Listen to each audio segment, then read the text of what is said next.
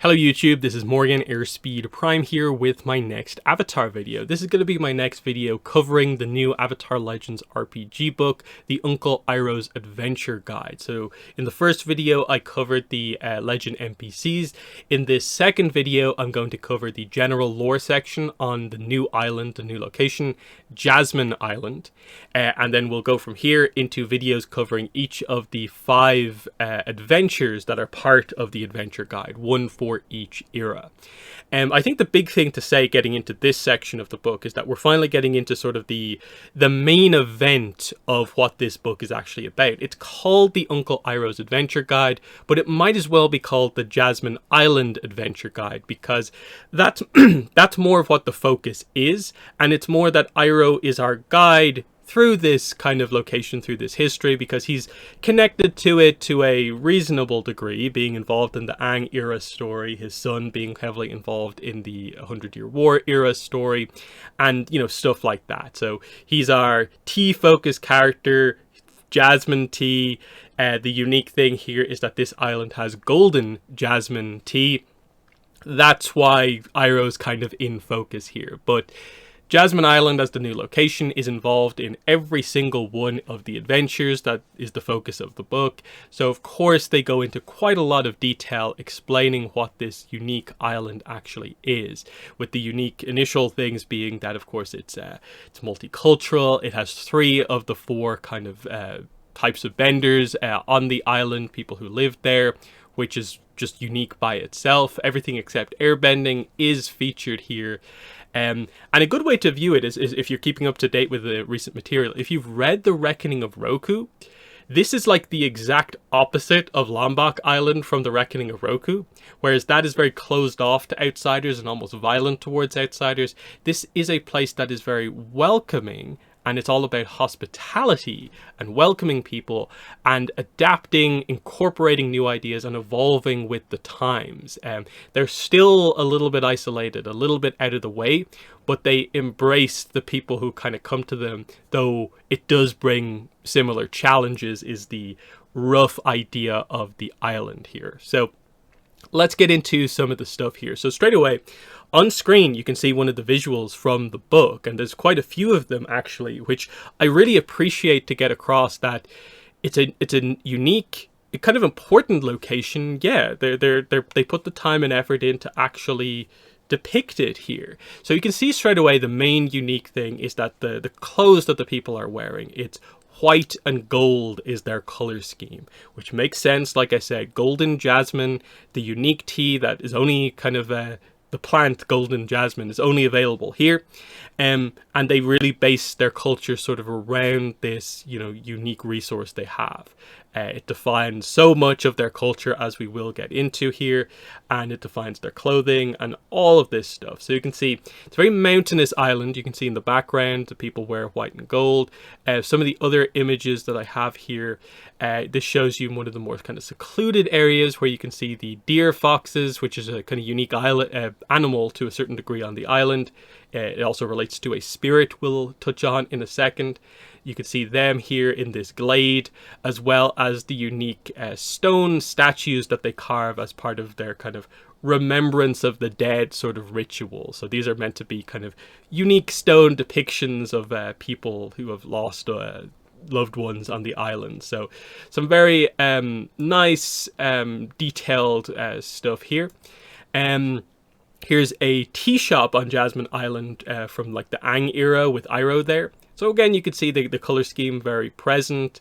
You can see this is, you know, clearly to a certain degree where Iroh has got maybe some of his Jasmine dragon inspiration from, is maybe some of the big tea houses on Jasmine Island, because he's been there before, and I think it just is really, really nice looking overall. You can see here in one of the playbook characters, one of the kind of character archetypes you can play as, they do have the original character to represent the authority, being someone from Jasmine Island here. So I think this is meant to be the sort of garb that I think sort of the protectors, you know, like the benders sort of wear. And this, in this case, this is a firebender character, which is unique just kind of by itself. So getting from some rough visuals there, let's address where is Jasmine Island. I've already told you it has everything except airbending, but where is it? So if we open up the map that they give us, they highlight that it's in between the Fire Nation and the Earth Kingdom, but also the Southern Water Tribe. So it's kind of, you know, triangulated in between the three nations here towards the bottom. Now, the map they give us here is very zoomed in. It just roughly highlights that, you know, to the left are the Fire Islands, to the right is the Earth Kingdom, and then below it, to the south, is the Southern Water Tribe. It does also have an arrow pointing up to say that the Northern Water Tribe is up there, but of course, the entire Earth Kingdom continent's effectively in the way, so it's a bit of a, like, huh? What are you doing here type situation. I edited this here. It's like the yellow circle being, I think, roughly where they're implying Jasmine Island to be, which is that it's not part of a chain of other islands. It is just like a separate island on its own, out in the middle of the water, basically. So I think where it's meant to be is here, where it's far enough away from most Fire Islands, it's far enough away from the Earth Kingdom, but also far enough away from the Southern Water Tribe to where it's more in the middle. But they do highlight that the people of the Southern Water Tribe have a bit of an easier time getting there. So I can maybe see it being a little bit closer to the Southern Air Temple, just because they highlight that the air nomads don't tend to like settle on this island necessarily. That's why there's no airbenders there. So it might be a little bit further south than this, but that's a rough idea. So kind of where we typically have our secret islands is sort of like the tail end of the Fire Islands. I think this is a decent bit further south from where we typically are there. But you can see on the map that we have here that it depicts some interesting kind of things. Of course, it gives you an idea of, okay, where's the main sort of dock, you know, port, and you can see it is pretty much in the direction of the Southern Water Tribe. So that's why they have an easier time trading, docking and stuff like that, whereas the Fire Nation and the Earth Kingdom have a little bit more distance to cover to get to the kind of entrance effectively to the island. Otherwise, you can see there's quite a few kind of mountainous regions kind of in a way in or around in those directions of the other nations. For the most part, you know, you have your specific locations that kind of pop up depending on the era. So you can see the Korra Era has like a tea packing plant, highlighting how industrialized things have got, plus a radio tower. In the Aang Era, there's a warehouse, whereas when you go back to the Kyoshi Era, there's an old watchtower, is kind of like some of the best stuff that you kind of have there. But then for all eras, you can see more of the kind of natural locations of like shores, residential areas, caverns, Moon Peak, of course, number 9 being the highest peak on the island, where I think they say if you look out from that, you can't see any land, even from the highest point on the island. So it highlights how out in the middle of the ocean this place actually is. But I think they've done a good job fleshing it out and giving you a sense for like, yeah, this feels actually pretty well constructed. And it highlights like, why didn't the Republic City book have a Republic City map? That was a very weird decision. Here, at least, they've actually given us the map, even if they haven't super told us exactly where it is, but they've roughly given us the key information that we need. So let's get into the text from here. So I'll just I'll just keep this up while we go through the initial introduction, and then I'll take the map down.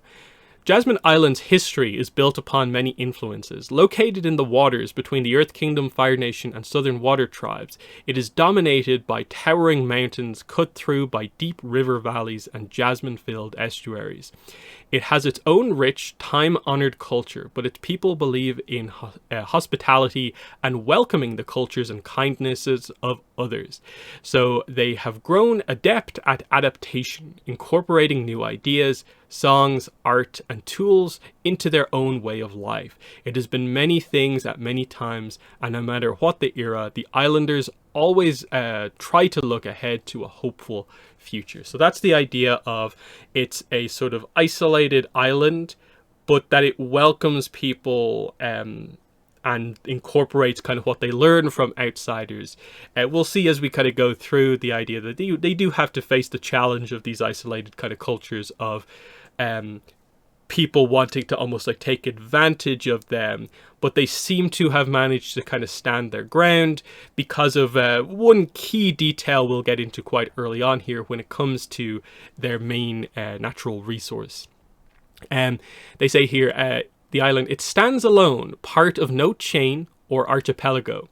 Even standing on the island's tallest peak, an observer can't see land anywhere along its blue seas. So very much out to itself, very rocky, kind of difficult to traverse, difficult to build upon, they even say here.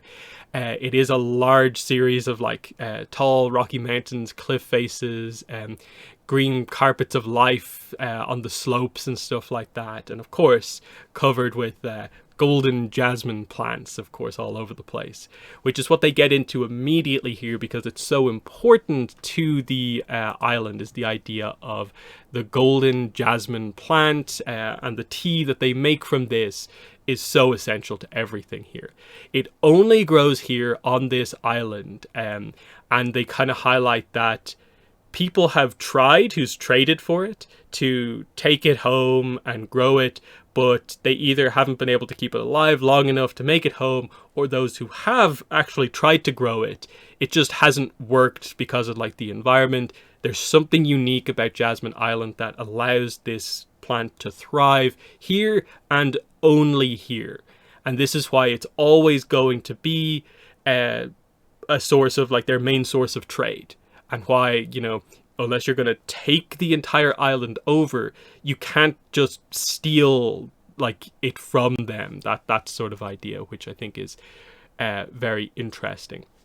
They highlight that, yeah, the tea, it's not just that it's their main natural resource, it is a huge part of the culture of the island. Like, everyone grows up and they learn how to brew the tea. A lot of people even know the full manufacturing process, from like growing it to picking it all the way up to actually making the tea. It's that ingrained into the culture, basically. Everyone is nearly a master tea maker on this island, that sort of idea, because hospitality, inviting people in, is such a big part of things. And this is where, you know, they brew tea for anyone who arrives, basically, which is interesting because you can sort of see a lot of maybe Iroh's approach of like speaking to people over tea. You almost get the idea of like the way he learned maybe some of these things from this island to a certain degree, maybe. To anyone on the island, the brewing, sharing, and celebration of golden jasmine tea has become as much a part of the culture as any other tradition they hold. They've coloured their garb and their art with it, and they have made it an important part of their customs to share golden jasmine tea with anyone who visits the island. So, as you can see in the images, it's the idea of like, yeah, it's golden white, that's their colour scheme, that's what their clothing is, because of this plant. And they even describe at one point that the gold colouring effectively also comes from the plant as well, which is kind of interesting. Yeah, they highlight that, yeah, the Southern Water Tribe is where most of their trading, especially in the older eras, came from. But it has since evolved in newer eras to become more widespread trading. At the heart of many of Jasmine Island's stories and crises lies golden jasmine tea, its value, and the way that from the Kyoshi Era onwards, the world only comes to desire golden jasmine tea more and more. So as the world becomes more sort of industrialized, the demand for this becomes bigger, and of course the island has to evolve from it being their kind of main thing that they do as a kind of custom to making a bit more of an industry out of it. And we see that kind of evolution sort of happen here as we kind of go through here. The next section of the book is Jasmine Island Constants, and one of the first things we get into here is its history pre-Kyoshi Era. Now, of course, the RPG only goes up to the Kyoshi Era, so they're more just referring to, like, way into the past. They're not saying that the origin of the island is only in just before the Kyoshi Era, but that sort of industrialization is only something that really starts to happen as of the Kyoshi Era, but they allude to its history from eras well before, basically. So, they highlight that many of the oldest truths about the island have been lost due to natural disasters, but the people do share a common story of how the island was settled. They describe how they were in 3 ships, having left behind a home that grew too dangerous, too harsh. Some tellers ascribed that danger to an invading warlord, or even a few to suspicions of their own neighbours. So I think definitely implying that potentially the original settlers of Jasmine Island maybe came from Fire Islands in the middle of a lot of those disputes between islands that happened in eras well past, which I think is an interesting one. That's our main kind of thing in our heads for Avatar when it comes to warlords, is on Fire Islands. So they escape that and issues with their neighbors in the 3 ships, of course, and they're hit by a terrible storm. They lose sight of like the stars to navigate by.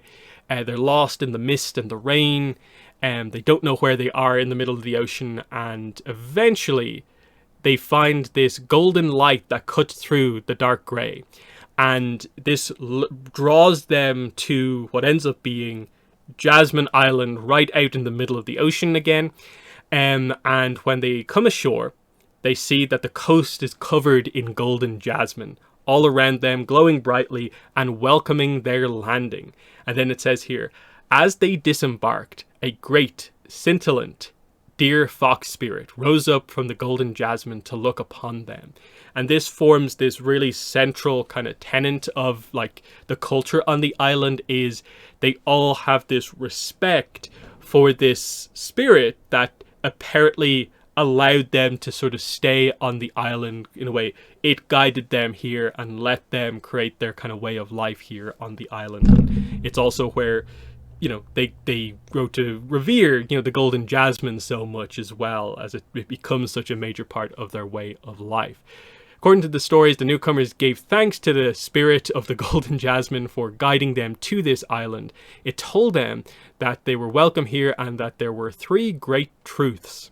The spirit bid them to keep these truths alive in their hearts for as long as they remained on the island. And we'll go into those truths in just a second. But deer fox spirit, very interesting. They do highlight that it doesn't seem like this is maybe necessarily absolutely like real, because no one is described, I think, as ever seeing this spirit. So it's a bit like, did they just make it up? Because, as you can see here, the island does have deer foxes as like a pretty unique animal that it has. So did they see a deer fox spirit, or did they just see deer foxes in amongst the golden jasmine, and they kind of created a bit more of a legendary story that involved a spirit surrounding this? Hard to say, but you can see the deer foxes in the background here, and maybe in the middle of so much golden jasmine, maybe one of them looked like it was like glowing or something like that. But it's a fun kind of legend of the island, I think. But anyway, the 3 great truths. The first truth is that beauty lives in the cultivation of all things. They were obliged to grow themselves and their own hearts alongside the flora and fauna of the island. The second truth is that community is built upon the sharing of life, love, and hope. They were obliged to share with others as they were able, and to never let squabbles divide them. The third truth is that everyone deserves hospitality. For a home is not made by ownership. None could own the island, but is instead only made by inviting and welcoming others into it. They were obliged to welcome others who came to the island with open and peaceful hearts, with the idea being that the 3 truths are basically the 3 words: beauty, community, hospitality. And that is, I think as you go through all the eras, it is very defining of that. I think they do keep these things in mind as we evolve going through the eras, of course. And we then kind of go on and we just address the idea that, the tale of this origin story was told. It varied over the years. There are versions that involve people coming from the Earth Kingdom, from the Fire Nation, from the North or South Pole, other unnamed islands. One particularly striking version had them departing from the back of the very last line turtle in the world. and they have an exclamation point on that one, which I think is a very fun detail there of that, like, oh yeah, maybe they do go all the way back to the era of the Line Turtles, and maybe they are a specific group of people from there. Probably not, because it goes back so far. It's so much into history that I guess that is a legend that they just have. But still, very, very interesting stuff. And yeah, just highlight that the most consistent things in their history is the spirit of the golden deer fox and the three great truths that they have on the island. They're the big things. There's a cut-in section here describing the devastation. That's capital T, capital D, the devastation. That this is an event that happens during the 100-Year War era. It's actually part of the adventure in the 100-Year War era, and it just describes that this is an event at this point in time where the island is attacked and devastated by a vengeful Fire Nation captain with a generational grievance against the island, and they seek not to occupy the island but to raze it to the ground entirely. And this is something that alters the island, and it has to kind of come back from coming out of the 100-Year War era, going into like the Aang eras and stuff like that. That there are these set in stone kind of like big points that happen that you just have to be aware of course. They again have another section on tea. Everyone on the island knows how to brew a delicious pot of tea and how to serve it properly. In earlier eras, most people on the island know the full process of how tea is made from planting to table. Not every household on the island can afford to have beautifully ornate pearl inlaid tea sets, but every household certainly has its own set of well-maintained hand-carved cups, scoops, spoons, trays and pots. Just highlighting how important this is to the island and their culture.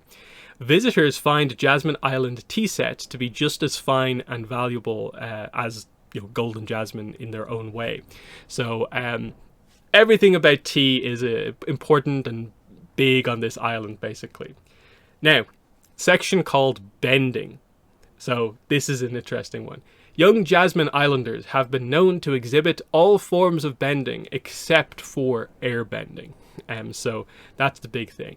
They most attribute this diversity to the nature of the islander community. Over centuries of its existence, the Jasmine Island culture has accepted newcomers from all over the four nations. So a new firebender on the island might be a child of immigrants who arrived within the past decade, or they might be sixth generation descendant of firebending travelers. Neither one would cause any islander to bat an eye. There is a slight predisposition toward waterbending, likely because of the island's regular interactions with the water tribe visitors and new arrivals. And this is more true in earlier eras, but it also never creates a strong waterbender majority. So it just highlights that there's probably what's the best way to describe this? It's probably for like every 10 people, like, there's 3 earthbenders, 3 firebenders, and then there's like 4 waterbenders from 10 benders. That sort of idea. There's a slight tendency towards waterbending being the focus here on the island. No air nomads ever settled on the island, although they did visit throughout the Kyoshi and Roku eras. Airbenders did arise on the island after harmonic convergence, and the new Air Nation gladly took them in. So it covers a lot of era-focused things there, of like in the eras where the air nomads are active from the RPG, which is Roku and Kyoshi, they did visit there, makes sense, but no one ever settled there, truly. And then for the Korra era, of course, harmonic convergence led to this island also getting at least a couple of its own airbenders, of course. So that's a cool little detail, basically. The environment, like I said before, very mountainous, hard to navigate. It's got this high peak, moon peak. The island has barely any flat land on it, and a lot of what is there has actually been made by earthbenders to make the place a little bit more easy to navigate and assist with like farming and stuff like that. So if you're unprepared, it's going to be difficult to get through. And I think if you have also read The Reckoning of Roku, how difficult it was to travel across Lombok Island, makes sense as well, because we're still probably talking about ultimately a relatively volcanic island to a certain degree. So there's that kind of idea as well. They describe that it actually has relatively tame weather, which I guess assists with the growth of the golden jasmine, of course. It says here, most of the dwellings exist at lower altitudes, closest to the bay and the rivers to take advantage of the more temperate climate, but there are always some huts to sleep in for tea growers and harvesters who work higher up, especially during the busiest seasons. As for fauna, the island has plenty of birds, and the waters around the island are full of fish and mollusks.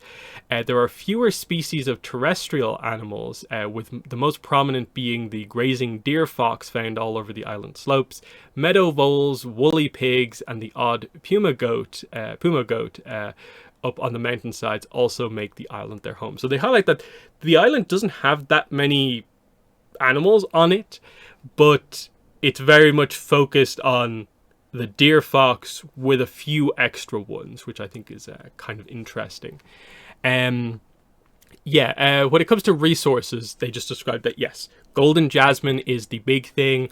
And then, of course, they grow their own like food and stuff like that to survive. They have all the typical things you would expect from a people that are able to survive. You know, they have other stuff. It's not just all about the tea.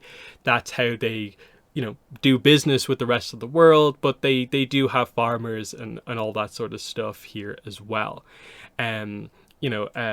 Islanders can gather clay for pots and for construction, and there's stone in the mountains, of course. So they've got all that stuff here if required. And then, very interesting for the Korra era, the one odd additional resource of the island is platinum.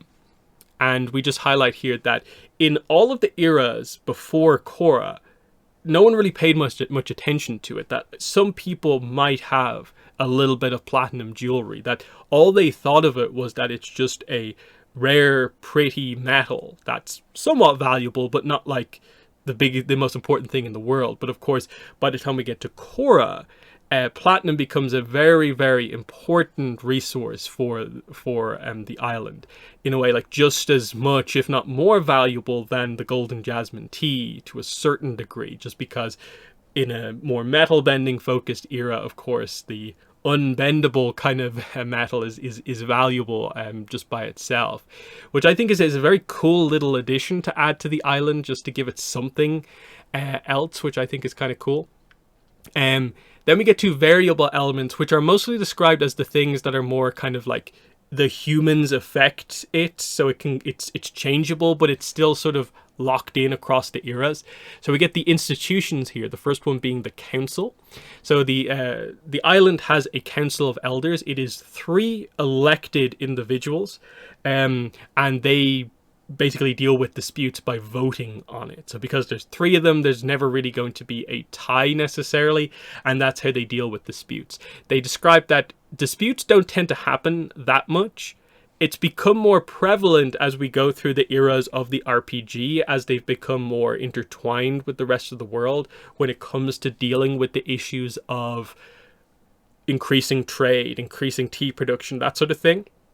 They get more involved in like world politics. Suddenly everyone thinks it's more important who they elect to make their decisions for them, because they go into the details here. Like, it has the whole thing of like how they hold their elections, which is once a year during the summer solstice festival.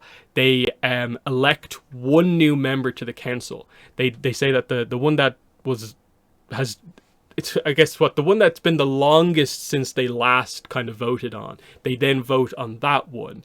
Then they elect a new person for a term that is 3 years, basically. So this is how you have the kind of constant potential rotation of all 3 seats.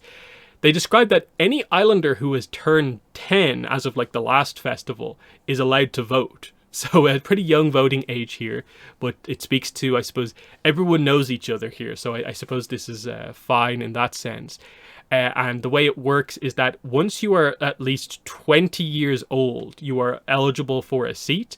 And what you do is you basically put a teacup out, and if you were a voter, you have a voting chit, which is a token of wood that has your name on it, that you put into the cup of the person that you will want to elect. And so that's how they elect it. Whoever has the most chits after the voting period is elected to the council overall. So it's a fun little thing that they describe here, which I think is pretty good. And they do describe that, yes, from the Kyoshi era onwards, this is a much more important thing because there's much more important decisions to make for the island overall. They say that during the 100-Year War era, after the devastation, elections are paused just to increase the stability on the island, and then they start up again in the Aang era, of course. So that's pretty cool. We described next up the protectors, which is obviously like, okay, we have benders on the island, but do we have like fighters, like soldiers? What's going on here? The protectors are local skilled warriors and defenders who keep the island safe. They do note here with the island that it's very peaceful, so a lot of people ask the question, keep us safe from what? But the protectors are here if situations do begin to go out of control. They, of course, have benders of all three of the four elements, and there's that whole idea as well. I think they go for the idea that a lot of the times your characters in the adventures are going to be technically classed as protectors here. But that's the idea here. It's not a super structured kind of military type thing, more of just like a group of, as it says here, kind of defenders overall. They again go over like the tea makers are quite important on the island. There are three overarching traditions: the tea plant growers, the golden jasmine growers, and the actual tea makers. This has resulted in three notable families on the island. We have the Chi family, the QI family, Chi family, the Jin family, and the Fu family. It says here the Chi family are largely descended from water tribes. These are the jasmine cultivators who tended to the golden jasmine on the rivers. The Jin family are largely descended from the Earth Kingdom, and these are the tea growers who tended to the tea plants on the mountain sides. And then the Fu are from the Fire Nation, and these are the tea makers, drying, cutting, and boiling, combining different plants to produce brewable tea. And they just describe that in the older eras, it's very set in stone what they do, but it's more intertwined as the eras kind of go on, of course. That whole idea. Then we get into locations and features. I guess I'll bring up the map again for this. Not sure if you can read it super well, but we just described that we have the council hall is a key location, the market square, which I guess is what's depicted in the background of this image here. We have a key market, of course. That's one of the main things. We have the port, of course. The port of Jasmine Island was built at the original settlement of the island right on the primary bay. And it's, gives easy access for the water tribes, of course, primarily here. A unique feature of the port is a large rock formation that juts out of the water in the bay. Legend states that this rock formation is where the golden deer fox spirit first appeared to the islanders all those years ago. While some doubt the veracity of that tale, most islanders affectionately refer to the formation as Deer Fox Rock, though it has no formal name. So some cool stuff there. We highlight the waterfall, which I believe is what this location is meant to be. This is like the waterfall, the glade that also has the Deer Fox Glade in it, which is a nice location as well. Moon Peak, Bleaching Summits are two of the bigger kind of mountain peaks on the island. And they use the bleaching summits to sun bleach their fabrics, which is where the unique sort of white color for their clothing comes from, with the gold again coming from the jasmine, of course. There's a section on cultural traditions on the island. So again, they go over again the three truths of the golden deer fox: beauty, community, hospitality, of course. And they cover like a little bit more detail when it comes to some of this stuff, like the whole idea of like not owning the island and stuff like that. But it's more the idea that no, you're allowed to own your home. It's just that, you know, they typically don't do it in a way where like families own entire parts of the island and that whole idea. We do address the idea that as the eras evolve, there is a little bit more of a class divide that begins to develop on the island, and that causes issues when it comes to the truths to a certain degree. And then when it comes to hospitality, they do address at this point the idea of, okay, what happens when people with ill intent arrive on the shores?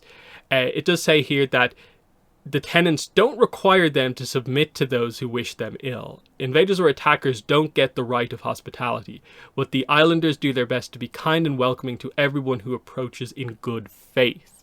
So it's that idea of like if you come in peace, they will welcome you, but they will be much more standoffish if you do something else. That idea.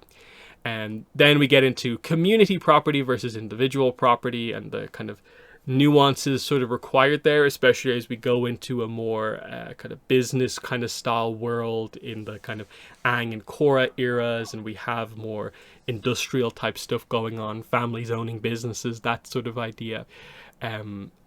There is an interesting point throughout this whole thing where they do use the word yuan to describe sort of almost just like the money in general, regardless of what era we're talking about, whereas at least my understanding of it is that yuan is specifically like the currency of Republic City that kind of is more introduced in between eras, and before this each nation sort of had their own kind of money, but I think I get what they're going for ultimately. Then I think I alluded to this before, but the idea of honoring the dead. It says here, the dead of Jasmine Island are usually released into the sea, but when someone passes away, their loved ones carve a small statue from the island's own rock. Each statue is usually only a foot or two high at most, and any given memorialized individual might have one or many statues, and these are incredibly respected regardless of what era they come from. And you'll often see basically their loved ones sitting down next to those statues, almost like talking to them, and they're really given like an importance within like the culture on the island, which you can see two of them here. I think it's just a very cool little detail there that is probably one of the most characterful things that I think we have when it comes to Jasmine Island here. And there's a whole section covering the idea of like tea ceremonies, and that because it's such a major part of the culture, it almost isn't really ceremonies anymore, and it's just doing different things with tea, and they had just other people would view it as ceremonies, but to them it's not quite that. It's just an interesting kind of little detail there. Aesthetic styles, yeah, this is where we get the details. Some portion of the golden jasmine blossoms is used to make the golden yellow dye for the clothes, of course. So that makes a whole lot of sense. They say as the eras go on, stuff like, you know, the bleaching of the cloth to make it white, that is done more by chemical bleach when we get to like the Korra era rather than the old kind of traditional ways, but that's just sort of advancement, I guess, in technology to a certain degree. We cover some holidays up next. So the first one is the Three Families Festival. So this is the Fu, the Jins, and the Chi families. And this was established when there was at one time a situation where the council members was one member from each of the families. So the three council members were from each family. They established this, and the idea is it's not about like celebrating the greatness of these amazing families. It's actually about the families giving back to the overall Jasmine Island community. Like, they pay for the party, basically, the festival. They feed everyone. So it is this kind of more unity type thing of like, we are the strong kind of wealthy families, but we're giving back on this day, which is, I think, kind of nice. Once again, the Summer Solstice Festival, which is, this say here, it's a parade, music, dancing, and plentiful tea, but it's mainly the election for the new council member for that year and that whole situation there.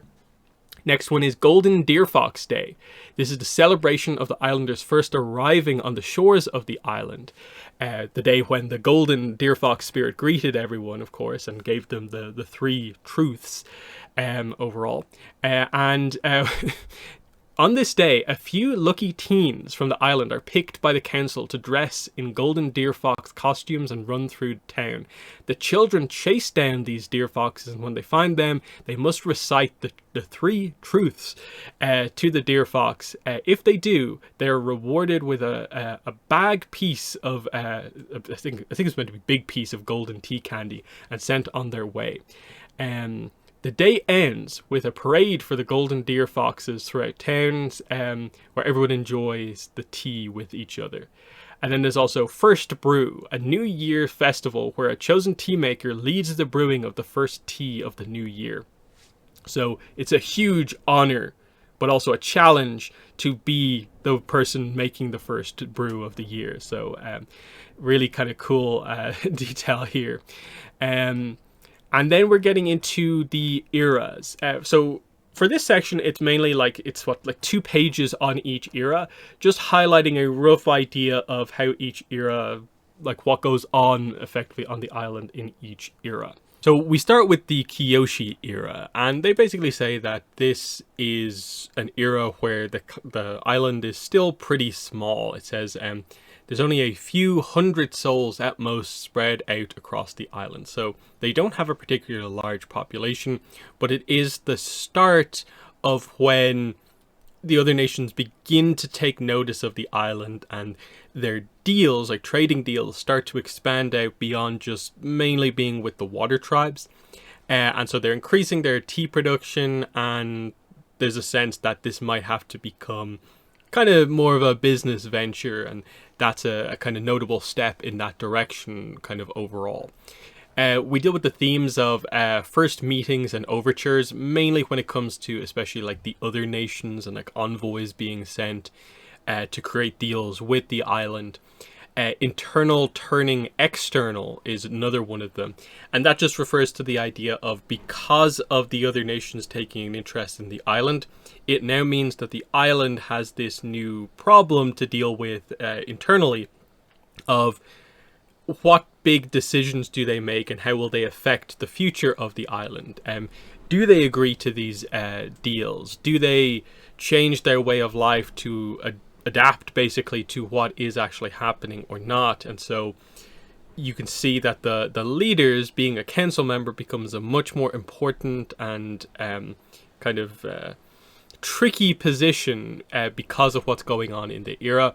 And then there's also the pull of tradition of, obviously they have their traditional ways and they could just go on like that, but people also would like to be in a bit of a better situation. It says here at the end, they don't want things to change too much, even though it would be nice if their lives were just a bit more comfortable, just a bit easier, just a bit more lush. There are 3 plot hooks then suggested here. The first one is the idea that an envoy from the Southern Water Tribe arrives at the same time as an envoy from the Northern Water Tribe. And even though the 2 tribes are not at conflict in this era, these 2 individuals happen to be like rivals. And so this conflict begins to happen on the island while they're negotiating. How does the island deal with kind of what's happening there? That's an interesting one. There's this other one where this newcomer named Pohaki arrives on the island and wants to join the community. But then an investigator and earthbender guards arrive and basically say, hey, we're looking for a Dao Fei criminal named Wang Chi. And the description matches Pohaki exactly. And so the idea is, how do they deal with this? And the idea of they're very welcoming within their culture, but they've just been told that this person is a criminal, but everything they know about this person suggests that they want to kind of start again. And what do they allow to happen here is an interesting one. The last plot hook is Chiyoko, who is a warlord from the nearest shore, has sent an ultimatum to the island: pay her tax or she will blockade the island. And you basically get this 3-way split on the council about what to do. Pay the tax, someone kind of just wants to do nothing because, hey, the blockade, that might not be actually so bad. And then the other one wants to take action and like fight basically for the island. And so the idea is, in this case, what do they do to defend themselves from a more obvious sort of threat like this? Given that, again, the island is relatively small, they don't have the biggest sort of like amount of protectors to act as their defense. What approach do they take is the idea there. So, yeah, the Kyoshi Era is just the start of kind of outside interest in the island. As we move into the Roku Era, this is where Jasmine Island becomes forced onto the international stage. Now, all of a sudden, the nations very much know about Jasmine Island. And because this is an era of the nations sort of jockeying for power, influence, resources, they all view Jasmine Island as being a sort of notable place that if they could have it, it would be quite helpful. But because it's sort of a Cold War style era, no one necessarily wants to go to war for it. And so, it's just the maneuverings around that sort of thing. So the population on Jasmine Island in the Roku Era has grown quite a bit. And we deal with the themes basically of the risk of takeover, of, can they truly defend themselves if a nation truly comes after them and it's not maybe just like a warlord like was mentioned as a plot hook previously. Obviously the idea is that doesn't seem to canonically happen here. They're able to just like negotiate and keep their position for the most part, and I guess Roku helps in this as well. The next one is the effects of prosperity, which is that this is obviously beginning to change the island, and some of their traditions are of course beginning to change. And now the wealthier families are becoming a little bit more wealthier, and so things are beginning to change in that sense, and they have their three truths, and how does this stuff impact that? Then there is the growth of politics as well, and the idea of the council and the elections become even more important because now people have a more of a sense of like worldwide politics and where the island fits into that. And so which council member you ally with is much more important in this era. They highlight a kind of unique thing that relates to the plot of one of the adventures, which is at the end of the Roku Era, the islanders build a monument to the resolution of the crisis from the Roku Era adventure. And the idea is that during the 100-Year War era, this monument is attacked and basically destroyed in the devastation. So that's just an interesting detail. The plot hooks here are, the first one is that Chi Togu, scion of the Chi family, has put in an offer to buy a swath of land. And the idea is, of course, they're not meant to do this because one of the truths is that you can't own like the island or really part of an island. But the offer, the money amount, is so big that it could really help the island. And the idea is, do they go with it or not? And that's an interesting one just to see how, in modern times, how valuable those kind of traditional truths that define the island really are as we go into a different era. So that's interesting.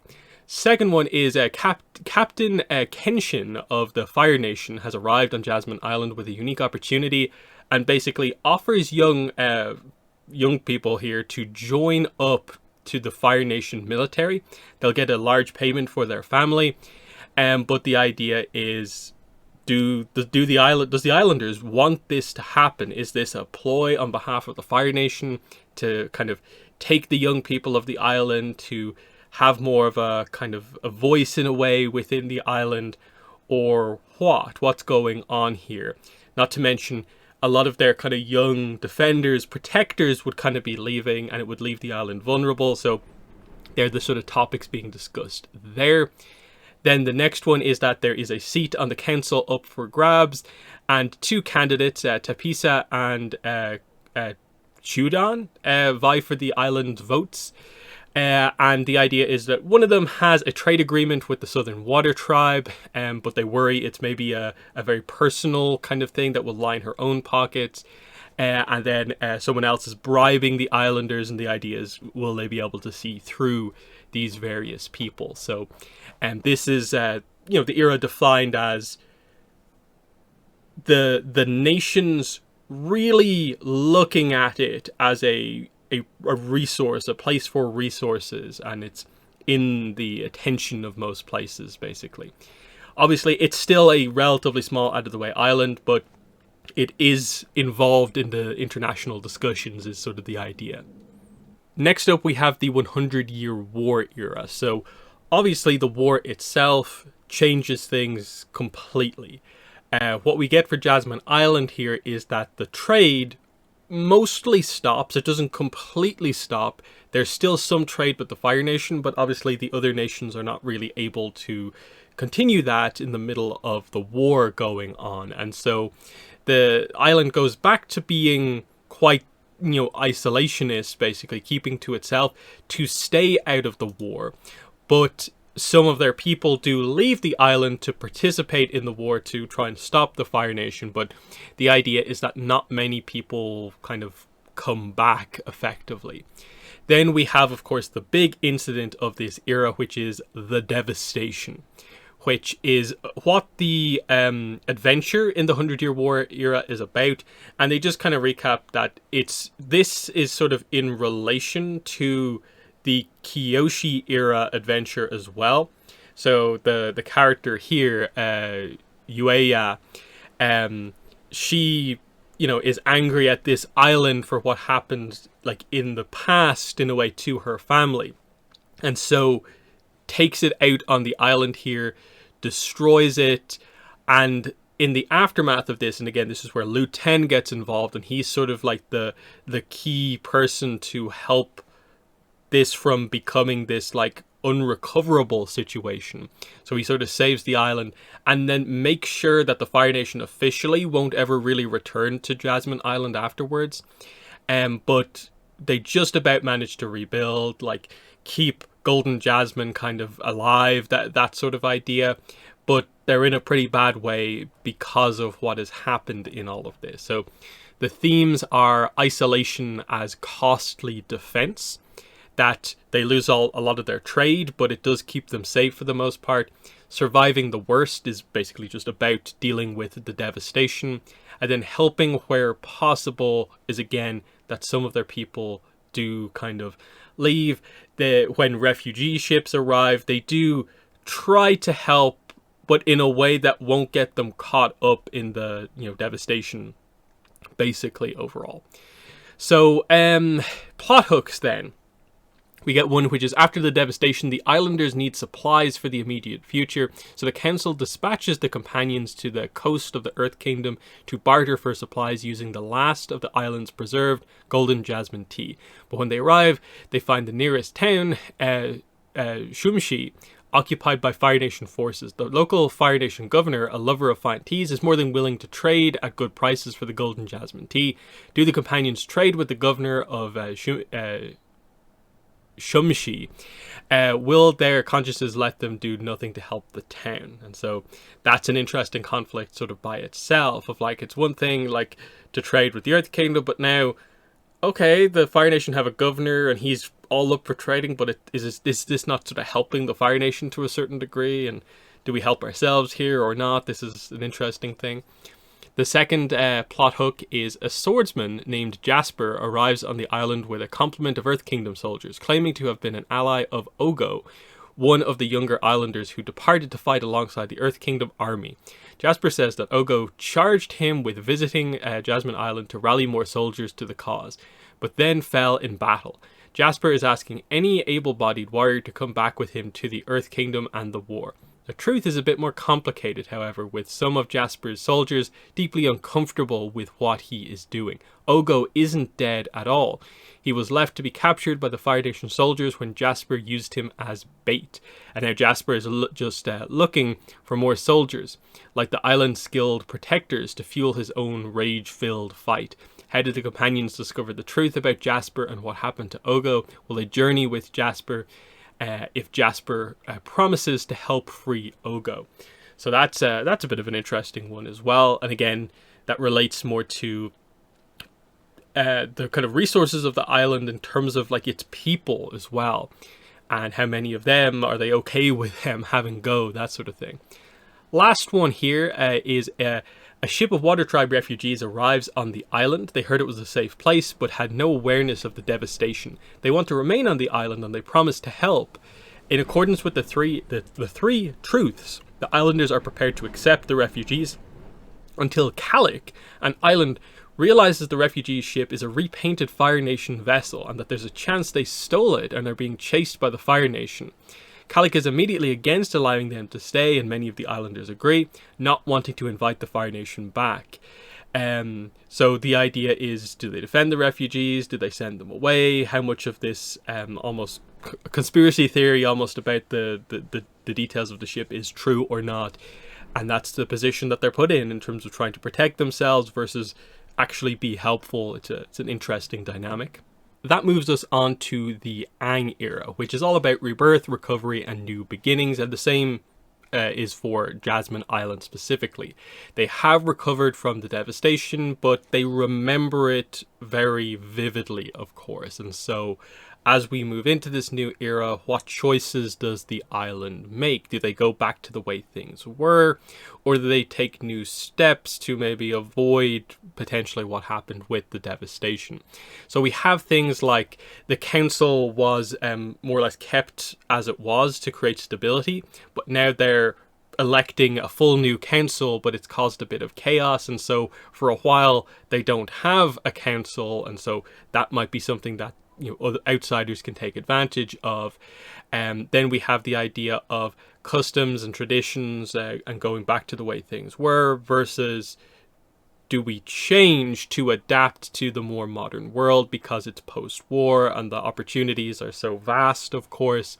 So it's an era where the island is at a crossroads within its future on many, many departments, including when it comes to the tea trade. And do they, again, just open trade and have deals with everyone, or be more selective? When it comes to like business, and we're getting into the idea of the big businesses beginning to form at this point in this era.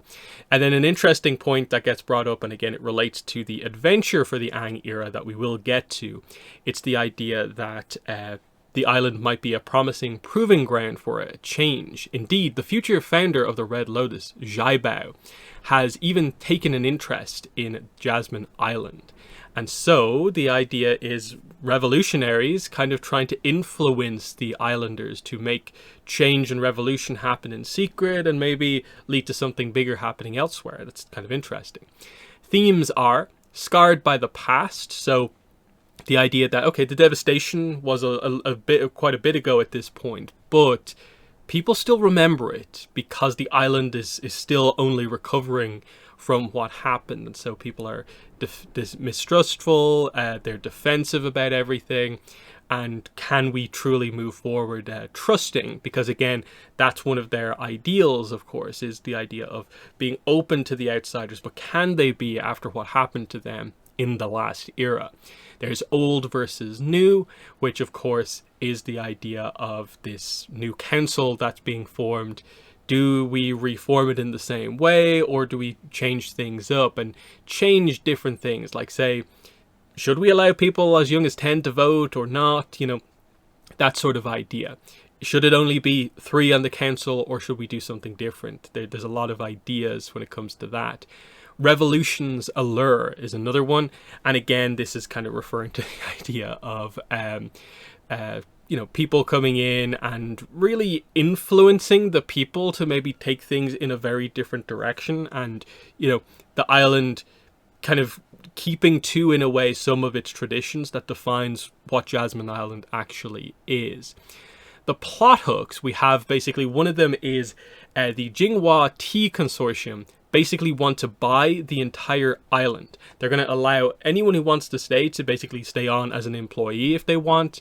But then we get the idea that the company is kind of inserting themselves into the island's politics to stop them from forming a new council, to basically get themselves the deal that they want. That individually they're going to convince all these people to basically sell the island, but they don't want the council to form because then the council will probably see sense and not go ahead with this deal. So that's a bit of an interesting one.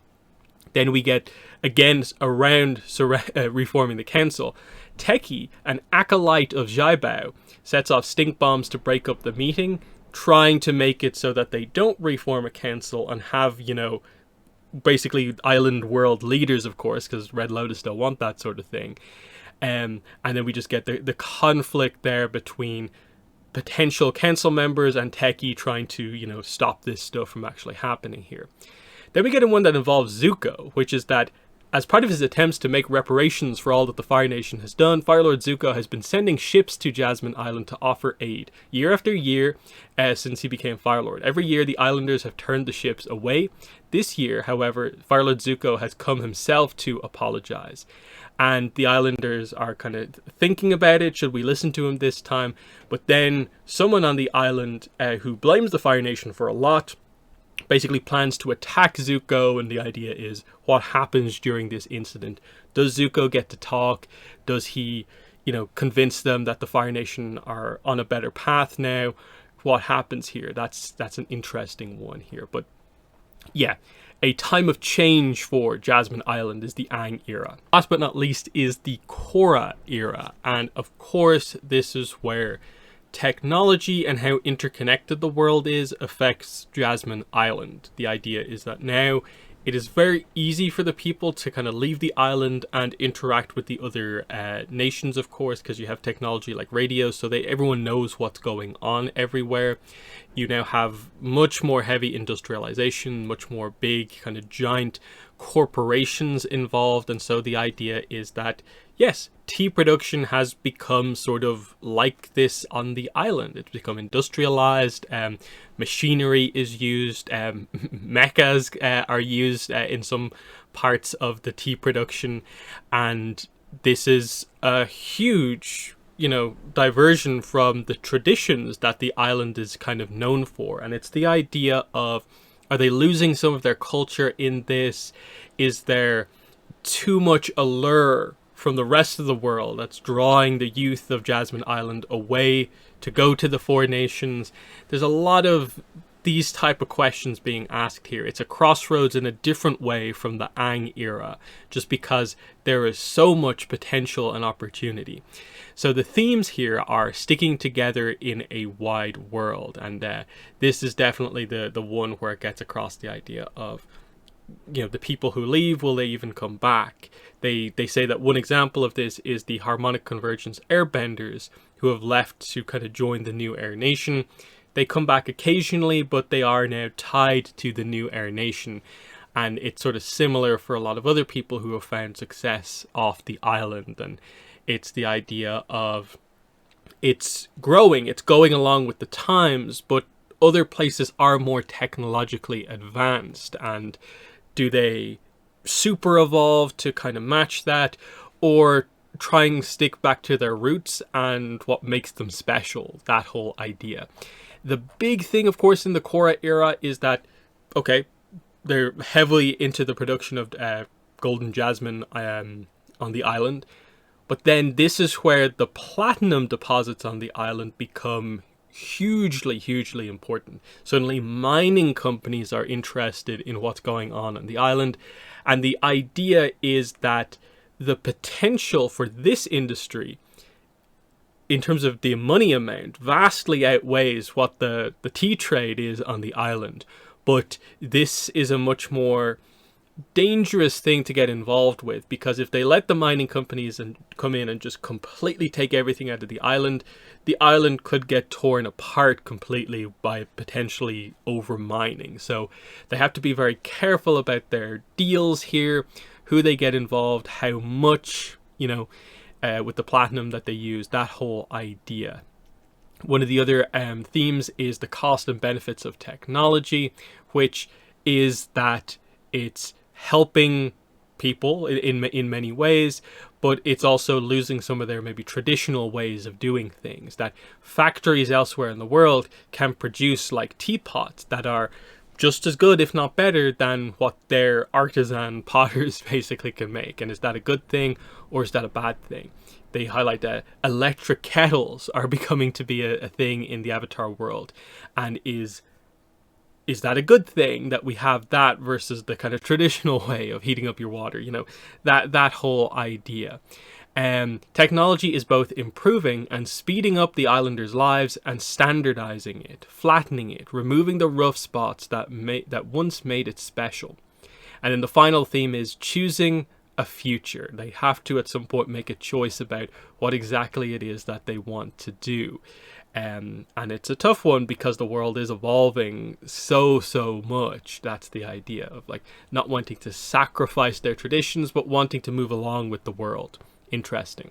The plot hooks here are, one of them is about a mecha company wanting to supply mecha tanks basically to Jasmine Island, and then there's a competing mecha company, and there's a bit of like, I think, sabotage kind of involved in this one, and it's about like, you know, dealing with those conflicts between the companies here. Another one is about someone wanting to install a combination radio tower airship port on the top of Moon Peak, the big mountain on the island. The problem is no one really agrees to this, and there's a bit of a conflict over, you know, again, progress versus, you know, we don't want everything to be taken over by technology. So like their peak of their big mountain, they don't want that to kind of become a facility basically, and that's an interesting one. And then the last one here is Nuden Chi has just signed an agreement to give over all rights that the Chi family holds to Jasmine cultivation groves to Pushi, a former Earth Empire officer who evaded any prosecution after the fall of the Empire, but still retains the loyalty of many of his soldiers. Pushi is looking to build a new corporate empire, and to do that he kidnapped Nuden Ki's son Hanta. And there's a conflict here about, this is one of the notable families, of course, the Chi family. Surely that they're not going to sign over all this stuff. Surely someone will free the son and stop this from happening. Because they do note that one of the things here is that the families are still important, but they're nowhere near as culturally dominant as they once were. They point out that a lot of people on the island, especially the young people, might not even know the names of all three of these kind of legendary families from Jasmine Island history. So that speaks to how much things have changed overall. But that is the Jasmine Island kind of main lore stuff. I didn't spend too much time on the sections covering each of the eras, just because we'll have time to do that when we cover each of the 5 adventures, which of course one is set in each of the eras, and some of what happens of course was referenced as we went through the stuff here. But I think overall they did a great job at presenting to us a unique and interesting new location that sure is out of the way enough to where it doesn't really play too much of a role in most things, but I thought this book did a great job at highlighting the significance that even a small island that is mainly known for one specific thing can have on the world, and how the different eras impact this one specific place. It's actually really nicely constructed as you read through the whole thing. You can tell they definitely put the time and effort in to make this one kind of important, because sure, is a little bit kind of Avatar memey of just like, hey, it's basically T Island, but they made it super interesting across the eras in my mind. So looking forward to continuing this series, but there's probably going to be a little bit of a break of a week or two, because there's a lot of Avatar stuff coming out right now, and there's some like podcasts and stuff like that, live streams that I have to do, and then we'll come back with the adventures in probably a week or two and just take our time going through them, because the adventures, they can be quite dense to read through. But yeah, in the comments, let me know what your thoughts are on Jasmine Island. But yes, that's been the video. Thanks for watching, and bye.